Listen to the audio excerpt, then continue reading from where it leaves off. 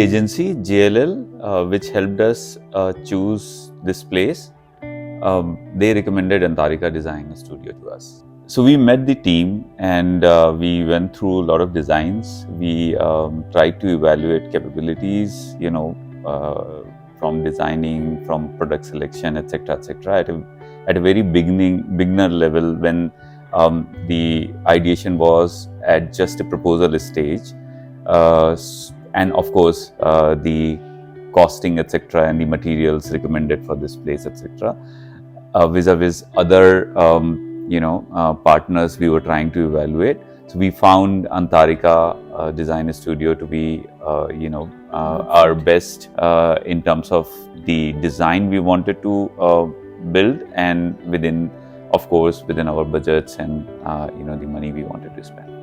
I was very specific about how I want the design of my place, because it's going to be my personal space.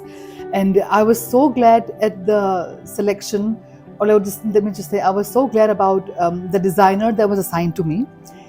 She totally got my thought, and she was able to translate my thoughts into paper so I could see the design for real. And then from the ideation to designing on paper to the production and to the execution, it was extremely beautiful, because it's like, you have a picture of how your home should look like in your mind, and then my designer got me to live in that place. Yeah, so that was like really awesome for me. So one thing specifically which I liked about the team of Aantarika Design Studio was while creating the designs and choosing the materials, they were very conscious about not recommending stuff which is unnecessarily expensive, or overly pushing something which is basically not needed for this kind of house, or maybe what we don't need it. And that's a very important aspect when you are trying to produce a design in real life, or doing any project, which actually saves lot of cost and trouble in future, because the more expensive and you can say exclusive materials you want to use for your design, the servicing of that, finding a replacement for that in future becomes very, very difficult.